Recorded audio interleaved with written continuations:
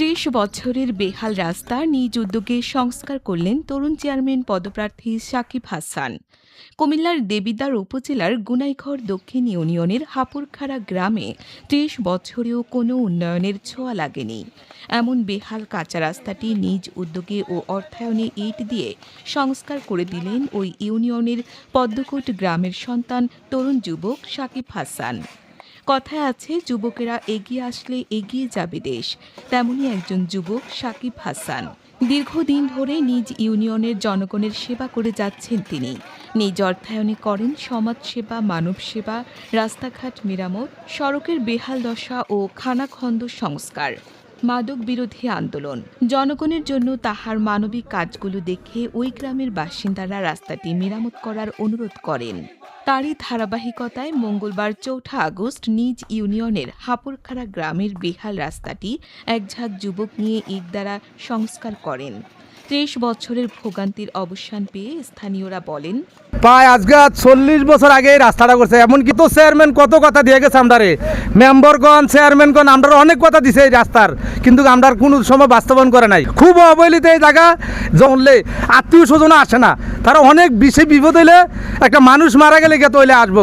তুবুরে সাকিব ভাই যদি আল্লাহ দেয় আমরা চেয়ারম্যান হয়, আমরা আশা দিছি ইনশাল্লাহ এই রাস্তাটা আমরা চাই রাস্তার উপকার। আমরা গাড়ি ঘুরে যাইতে পারবো, অটোওয়ালা হোক, যে লোক একটা রুগী হোক, যে কোনো মানুষ মানে রাস্তাটা এই রাস্তাটা ৩০-৪০ বছর ধরে এই অবহেলিত অবস্থা, আমরা চলতে পারতেছি না।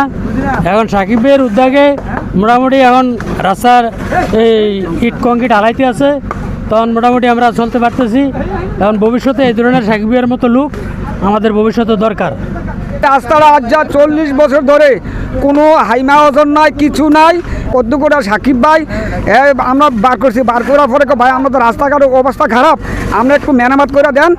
এবার সাকিব ভাই বলছে ঠিক আছে আমরা মেরামত করে দেবো, হয়েছে আমরা মানুষ চলাচল করতে পারবো।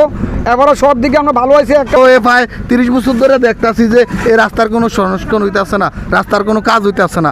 তো আমরা এখন একটা ভালো লোক পাইছি যুবকের ভিতরে, আমাদের যে চেয়ারম্যান হন আমাদের সাথে সাকিব ভাই যে আমাদের কাজগুলা করতেছে, উন্নয়ন করতেছে, আমরা সাকিব ভাইয়েরা আমাদের কাছে ভালো লাগে।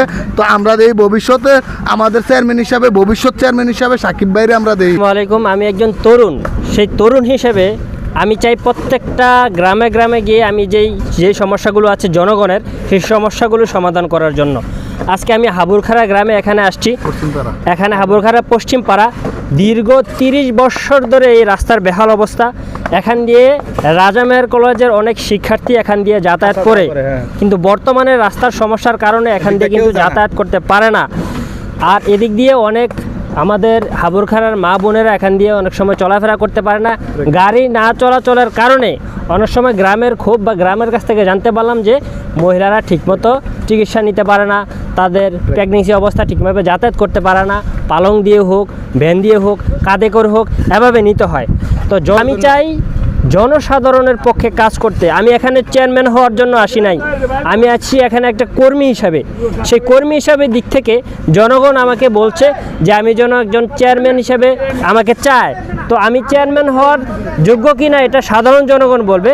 আমি এই সাধারণ জনগণের দুর্দশা, দুঃখ, কষ্ট এগুলোর জন্য, মূলত এগুলো সমাধান করার জন্য আমি এখানে এসেছি। এখানে আমি 2 ট্রাক ইটার অর্ডার করেছি, 1 ট্রাক আসছে, আরও এক ট্রাক আসতেছে অলরেডি। এখন এখানে যে রাস্তার যে অবস্থাটা, এই অবস্থাগুলো আমি সংস্কার করতে চাই। সংস্কার করে জনগণের ভালোবাসা নিয়ে আমি কিন্তু সামনে এগিয়ে যেতে চাই।